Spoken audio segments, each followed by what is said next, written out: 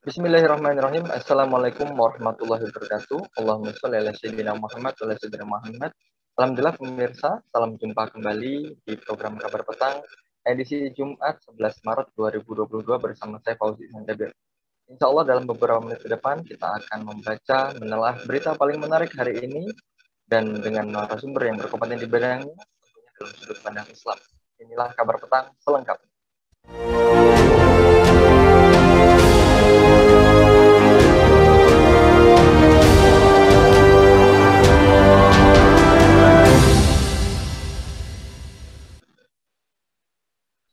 Bola liar wacana penundaan pemilu dan perpanjangan masa jabatan presiden masih terus bergulir. Presiden Joko Widodo sedianya telah angkat bicara terkait isu ini. Namun motif para ketua umum partai politik yang menyuarakan wacana tersebut masih jadi tanda tanya besar. Isu ini kali pertama digulirkan oleh Ketua Umum Partai Kebangkitan Bangsa (PKB) Muhaimin Iskandar. Ia mengusulkan pemilu 2024 ditunda setelah mengaku mendengar masukan dari para pengusaha, pemilik usaha mikro kecil dan menengah UMKM, hingga analis ekonomi. Menurut Muhaimin, usulan tersebut muncul karena dia tidak ingin ekonomi Indonesia mengalami pembekuan setelah 2 tahun stagnan akibat pandemi COVID-19. Apa tujuan terselubung dari wacana penundaan pemilu 2024 dan perpanjangan masa jabatan presiden?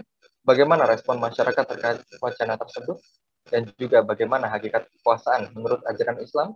Alhamdulillah untuk membahasnya, kami terhubung dengan Ustadz Lutfi Hidayat dari Tabiun Center. Assalamualaikum warahmatullahi wabarakatuh. Ustadz Lutfi. Waalaikumsalam warahmatullahi wabarakatuh. Alhamdulillah sehat Ustadz. Alhamdulillah sehat. Baik, Ustadz, wacana penundaan pemilu 2024 ini menuai polemik. Sebelumnya juga dikemukakan oleh 3 ketua umum partai politik pendukung pemerintah, yakni Ketua Umum Partai Kebangkitan Bangsa Muhaimin Iskandar, Ketua Umum Partai Golkar Airlangga Hartarto, dan juga Ketua Umum Partai Amanat Nasional Zulkifli Hasan. Apa tujuan terselubung dari wacana penundaan pemilu 2024 ini, Ustadz, sebenarnya, dan juga perpanjangan masa jabatan presiden? Baik. Bismillahirrahmanirrahim. Assalamualaikum warahmatullahi wabarakatuh. Hamidan lillahi wa musallian ala rasulillah wa ala alihi wa ashabihi wa mawala. Subhanaka la ilma lana illa ma'allamtana innaka antal alimul hakim wa la hawla wa la quwata illa billahil aliyyil azim. Hadirin rahimakumullah, di balik berbagai ajuan atau usulan tentang ditundanya pemilu, ini sesungguhnya secara sederhana bahwa rezim saat ini memang sangat memiliki keinginan yang sangat haus terhadap kekuasaan. Nah, kalau kita lihat memang persoalannya adalah banyak agenda-agenda yang selama ini publik sudah banyak mengetahui, yang banyak dipaksakan, dan kita melihat agenda-agenda tersebut ya syarat dengan kepentingan pihak tertentu. Kita bisa ambil contoh misalnya IKN yang pengesahan secara regulasinya itu sudah sangat tergesa-gesa, ya, kebiasaannya di malam hari, kemudian dan kita melihat ini syarat dengan kepentingan bukan rakyat, atau bahasa sederhananya adalah oligarki. Nah, oleh sebab itulah siapapun yang melihat ya aroma-aroma perpanjangan kekuasaan ini adalah yang pertama, memang mereka sangat berhasrat terus melakukan berbagai nafsu kekuasaannya, dan kita lihat juga faktanya ada berbagai agenda-agenda, ada berbagai kegiatan-kegiatan yang syarat dengan kepentingan oligarki dan bukan kepentingan rakyat. Ini adalah untuk mereka lanjutkan, dan kalau itu di-cut atau dihentikan dengan pemilu yang barangkali bukan mereka yang berkuasa, tentu kepentingan tersebut tidak bisa dilanjutkan. Nah, kemudian juga yang penting kita jadikan catatan adalah bahwa usul seperti ini sangat-sangat tidak mewakili kondisi masyarakat yang kian hari kian memiliki berbagai persoalan. Katakanlah persoalan yang nyata sampai detik ini, berbagai harga bahan pokok kian meroket, kemudian minyak goreng yang pada saat ini kita lihat ibu-ibu ngantri ya, meskipun dipatok harganya, tapi kenyataannya ini adalah sebuah bentuk kasarnya adalah kegagalan daripada pemerintah untuk menangani masalah ini. Seharusnya persoalan-persoalan inilah yang diselesaikan oleh penguasa saat ini daripada berwacana untuk melanjutkan atau memuaskan hasrat kekuasaan mereka. Nah, jadi beberapa hal itulah yang barangkali kita bisa lihat dari agenda terselubung, upaya-upaya demikian ini. Dan memang yang namanya politik itu meskipun ya ada kesan-kesan bahwa pemimpin negeri ini tidak mau, tapi yang namanya politik itu biasanya adalah mengungkapkan yang bohong kemudian menyimpan yang hakikat. Nah, jadi yang paling penting kita lihat adalah bagaimana agenda-agenda rezim saat ini yang memang kelihatannya kalau tidak dilangsungkan kekuasaan mereka banyak yang mangkrak. Dan sementara program-program tersebut syarat dengan kepentingan bukan rakyat. Itulah kira-kira agenda dibalik usulan perpanjangan ini. Begitu. Baik, Ustadz Lutfi, terkait dengan pernyataan Ustadz Lutfi tadi, sebenarnya bagaimana sikap Jokowi sendiri terkait dengan penundaan pemilu ini maupun perpanjangan 3 periode? Dan juga bagaimana sebenarnya respon masyarakat atas hal tersebut, Ustadz? Baik. Kalau kita lihat pada awalnya itu kan Pak Jokowi sendiri semacam sangat tidak setuju gitu ya. Tapi itu tadilah kita melihat yang pertama persoalan politik itu bukan sekedar apa yang keluar dari mulut seorang politisi atau penguasa ya. Justru kita melihat bagaimana di balik itu semua. Dan yang berikutnya adalah bola liar ini kan nanti ya akan menjadi sebuah barang yang bagi pihak-pihak tertentu untuk mencari muka, untuk mencari kesempatan ya, yang itu adalah sangat-sangat liar. Tetapi yang paling penting bagi kita bahwa ini sesungguhnya suatu persoalan yang sangat-sangat tidak layak untuk dikemukakan. Kemudian kalau kita melihat respon masyarakat sendiri, jelas misalnya Pak Jimli Asidiki itu menentang keras begitu ya, seorang politisi, seorang ahli hukum yang kata beliau ini jelas sangat-sangat tidak sesuai dengan konstitusi yang ada. Dan secara sederhana sebenarnya pesan beliau itu sangat keras begitu. Kalau memang memaksakan bahwa karena tidak sesuai dengan konstitusi maka sah bagi rakyat untuk melakukan semacam pembangkangan. Jadi rakyat sesungguhnya sangat tidak sependapat dengan bola panas ini. Baik, Ustadz Lutfi, terkait dengan pernyataan atau perkataan dari Presiden Joko Widodo ini, apakah kerap kali berbanding terbalik dengan tindakannya untuk saat ini? Ya, sebenarnya kan bagi siapapun yang melihat penjelasannya sudah sangat solahan ya, sangat jelas begitu. Tapi itulah yang kita lihat daripada tabiat politik dalam sistem demokrasi begitu ya, bahwa seolah-olah ya itulah merupakan tabiat politik, yakni mengemukakan yang bohong atau yang kadzab kemudian menutupi yang hakikat. Oleh sebab itu caranya bagi kita adalah terus mengklarifikasi apa yang diucapkan. Banyaklah fakta-fakta seperti yang katakanlah ekonomi meroket, tapi kan meroketnya ke bawah begitu ya. Kemudian janji-janji yang untuk memberikan aset-aset bangsa, Indosat dan sebagainya yang tadinya dikuasai asing ya, kemudian janjinya adalah dikembalikan kepada negeri ini, ternyata kan semua itu pada faktanya jauh daripada kenyataan. Jadi oleh sebab itu yang kita kunci, yang kita clearkan adalah fakta. Karena memang sifat politik ya di dalam sistem demokrasi itu seperti itu. Oleh sebab itu disinilah kita juga termasuk kesempatan kali ini kita adalah upaya-upaya untuk memberikan kecerdasan politik, wa'yu siyasi bagi masyarakat. Bahwa persoalan kesadaran politik bagi masyarakat itu tidak hanya milik politisi, justru masyarakatlah sesungguhnya yang seharusnya mengarahkan kekuasaan ini agar betul-betul bisa memberikan kesejahteraan dan kebaikan serta keadilan kepada masyarakat. Itu. Baik, terima kasih Ustaz. Ustaz Lutfi, terkait dengan wacana ya jabatan 3 periode presiden ini, apakah ini berbahaya bagi rakyat? Lalu sebenarnya bagaimana sirkulasi dan juga sistem kepemimpinan yang itu maju dan sehat? Baik. Yang pertama, kalau kita dari sisi fakta ya, bahwa 2 periode yang ada saat ini saja ya, kondisinya juga sudah sangat mengkhawatirkan, sudah sangat berbahaya kepada masyarakat. Itu yang pertama. Kita lihat fakta saja secara sederhana. Ya, kemudian yang berikutnya adalah apa yang juga disabdakan oleh Rasulullah SAW, kalau kekuasaan itu tidak didasarkan kepada aturan-aturan Allah Subhanahu wa taala, kemudian tidak untuk kepentingan rakyat, itu sangat-sangat berbahaya. Rasulullah SAW bersabda, "Madibani ja'i'ani ursila fi ghanamin." Tidaklah ada 2 serigala kemudian dilepaskan itu kepada sekumpulan ternak domba, bi'afsadalaha min hirsil mar'i alal mali wa syarfi lidini.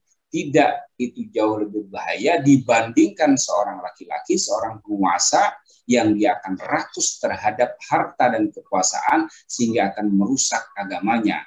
Jadi dalam hal ini Rasulullah SAW juga mengingatkan, kalau kekuasaan yang tidak dilandaskan kepada aturan-aturan Allah Subhanahu wa taala, alih-alih memberikan kesejahteraan atau kebaikan serta keadilan kepada seluruh masyarakat, namun justru akan merusak agamanya. Dan kalau merusak agama itu niscaya pasti akan merusak masyarakat secara keseluruhan. Jadi ini sangat-sangat berbahaya. Baik, Ustaz Lutfi, terkait dengan sistem politik demokrasi, yang dimana apakah sistem politik demokrasi ini memberikan ya seseorang atau kelompok untuk meraih kekuasaan dengan kompetisi politik yang luas, lalu juga sering dengan cara yang manipulatif. Lantas pertanyaan, apa bahaya terkait dengan cinta kekuasaan ini? Jadi memang ya, kalau kita lihat ada sebuah analisa fakta yang sangat bagus ya dalam kitab yang berjudul Ad-Demokratiyah Nidhamu Kufrin Yahrum Akhduha wa Tadbiqu Ilaiha wa Da'watu Ilaiha. Jadi bahwa dikatakan dalam kitab tersebut bahwa sistem demokrasi yang katanya itu adalah berpihak kepada rakyat, ya, berpihak kepada kebanyakan rakyat, ya, itu seringkali sesungguhnya ketika dalam komunitas tertentu itu rakyat yang seperti apa. Dan di dalam kitab tersebut dijelaskan bahwa berpihak atau berpihak kepada rakyat itu hanya omong kosong belaka. Dan kita banyak saksikan bahkan ya siapapun yang melihat secara politis bagaimana kejadian pemilu yang lalu, bahwa kalau kehendak rakyat tidak tersebut sesungguhnya tidak sesuai dengan kehendak orang-orang yang berada di balik itu, dan di balik demokrasi saat ini kita sudah semua maklum adalah para oligark. Kalau kepentingan-kepentingan dalam suatu sistem regulasi demokrasi tersebut tidak sesuai dengan kepentingan mereka, niscaya itu dilakukan berbagai manipulasi. Nah, oleh sebab itu memang pada kenyataannya di samping filosofi daripada sistem demokrasi itu sudah memang fasad begitu ya, rusak, kemudian kenyataannya di lapangan juga itu hanya sebagai legitimasi ya, hanya sebagai cap seolah-olah ini adalah kepentingan rakyat. Kita cek dalam keseharian dan keadaan. Apakah misalnya undang-undang Omnibus Law ya itu adalah keinginan rakyat ya? Apakah misalnya IKN yang regulasi undang-undangnya sangat-sangat cepat dan itu mustahil ya mewakili rakyat secara keseluruhan, itu adalah kehendak rakyat ya. Jadi sesungguhnya itu adalah kehendak-kehendak tersebut adalah yang pertama tadi secara filosofi itu sudah tidak sesuai dengan keadilan, dan yang kedua pada kenyataannya bahwa demokrasi ini hanya sebagai legitimasi ya kepentingan-kepentingan oligarki atau kepentingan-kepentingan politik tertentu. Kita bisa banyak saksikan lah di berbagai negara, bahkan kita bisa lihat ya di tingkat yang paling tinggi sampai yang paling sederhana, ya itu adalah yang bermain semuanya adalah kapital atau uang. Karena memang dalam sistem demokrasi itu yang paling menonjol nanti adalah kapital atau modal, sehingga pada prinsipnya bukan lagi demokrasi, tetapi yang berkuasa itu adalah orang-orang atau mereka-mereka yang memiliki modal. Saya kira seperti itu. Baik, Ustadz Lutfi beralih ke bagaimana sudut pandang rakyat. Seharusnya bagaimana sikap rakyat ya melihat ataupun bertindak terhadap pemimpin yang tidak adil, yang tidak amanah, dan juga bahkan menyusahkan rakyat itu sendiri. Baik. Dalam kondisi seperti ini ya, makanya dalam konstelasi atau fahaman definisi politik dalam pandangan Islam ya, atau kenyataannya juga dalam masyarakat, bahwa sesungguhnya masyarakat itu yang memiliki hak untuk bagaimana arahan daripada sebuah penyelenggaraan negara. Dalam pandangan Islam, rakyat seharusnya melakukan dakwah, amar ma'ruf nahi mungkar, dan juga yang namanya politik itu kan sesungguhnya dari pihak negara memang melaksanakan berbagai regulasi aturan-aturan yang mengikat untuk kepentingan bersama, untuk kepentingan rakyat, untuk keadilan.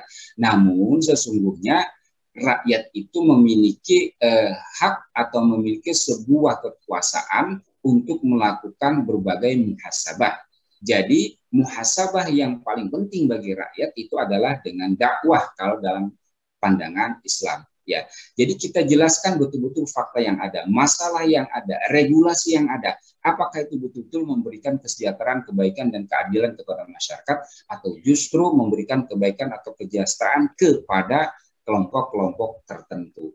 Jadi rakyat itu memang wajib melakukan berbagai kritikan, ya, melakukan berbagai muhasabah dalam rangka untuk kebaikan masyarakat itu sendiri. Jadi ini sesungguhnya yang harus terus dilakukan oleh masyarakat. Dan memang kecenderungan kekuasaan kalau tidak dilakukan kritikan atau kalau tidak dilakukan muhasabah itu cenderung untuk melakukan kezaliman demi kezaliman. Kekuasaan apapun itu. Apalagi kekuasaan yang tidak melaksanakan syariat Allah Subhanahu wa taala. Ustaz, tadi sempat disinggung terkait dengan kekuasaan. Lantas bagaimana pandangan Islam terkait dengan hakikat kekuasaan itu sendiri? Fungsi kekuasaan maupun urgensi kekuasaan dalam Islam. Baik. Hadirin rahimakumullah yang dimuliakan Allah Subhanahu wa taala, sesungguhnya bukan berarti ya Islam itu adalah anti kekuasaan atau tidak peduli dalam masalah-masalah politik.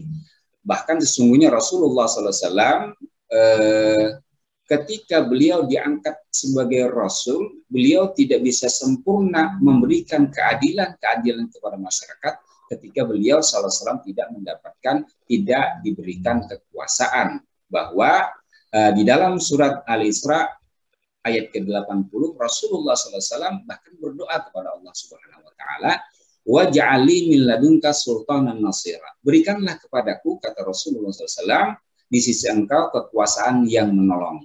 Bahkan pentingnya kekuasaan itu justru juga untuk menjaga hirasatuddin.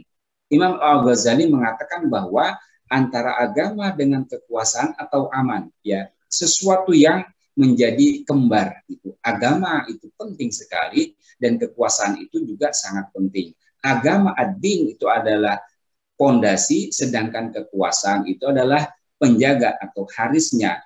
Apa saja yang tidak memiliki pondasi agama, dia akan hancur, dan apa saja yang tidak memiliki penjaga, dia pun juga akan lenyap. Jadi dalam hal ini adalah bahwa kekuasaan dalam pandangan Islam itu dia untuk menjaga nilai-nilai keadilan. Dan nilai-nilai keadilan itu hanya ada pada agama, hanya ada pada syariat Allah Subhanahu wa taala.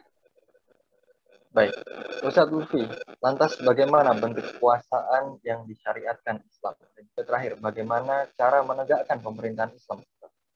Baik.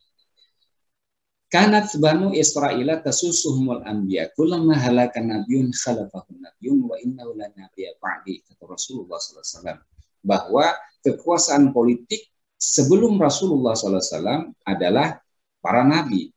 Tasusuhumul anbiya, jadi orang-orang sebelum Rasulullah, umat sebelum Rasul ini mereka diurusi kekuasaannya itu adalah para nabi. Kemudian sesudahnya tidak ada nabi lagi setelahku, kata Rasulullah, yang ada adalah para khalifah, fataksur, dan mereka adalah banyak.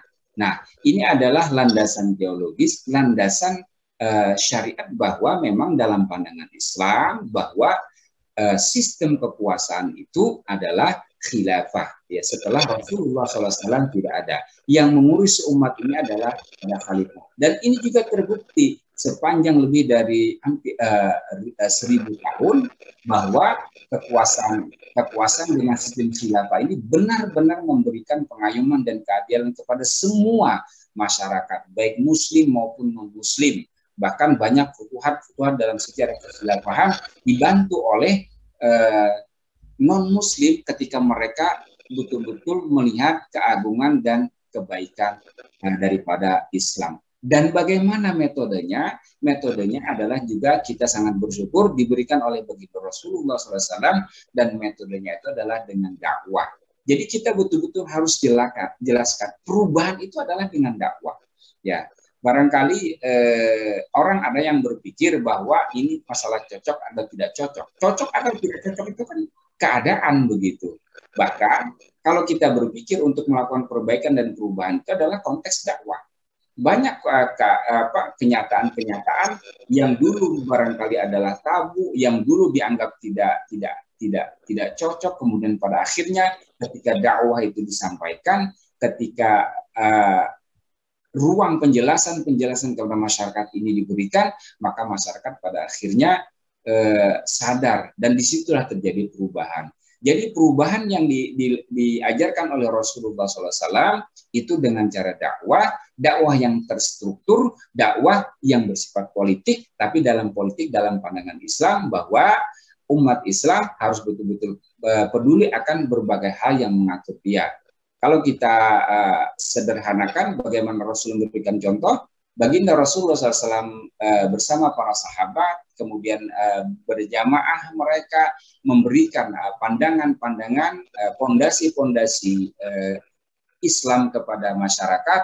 Kemudian Rasulullah memberikan penjelasan dengan para sahabat, memberikan penjelasan kepada masyarakat tentang pentingnya Islam, dan pada akhirnya masyarakat sadar, dan di sanalah kemudian Rasulullah SAW dibaiat oleh kaum Ansar, kemudian baginda Rasulullah SAW memiliki kekuasaan, dan dengan kekuasaan itulah baginda Rasulullah bisa melaksanakan syariat secara keseluruhan, dan itu adalah kunci daripada kebaikan di masyarakat. Baik, terima kasih Ustadz Lutfi Hidayat dari Tabayun Center atas kesempatannya. Terima kasih pemirsa Kabar Petang. Semoga Anda mendapatkan banyak sekali manfaat dari program kami, dan juga jangan lupa sampai ketemu kembali di jam yang sama, di channel yang sama setiap hari. Akhirnya jangan lupa juga subscribe, like, dan juga komen, dan juga sebarkan sebanyak-banyaknya. Semoga menjadi amal jariah bagi Anda semua. Saya Fauzi Ihsan Jabir bersama kru yang bertugas mohon undur diri. Wassalamualaikum warahmatullahi wabarakatuh. Waalaikumsalam.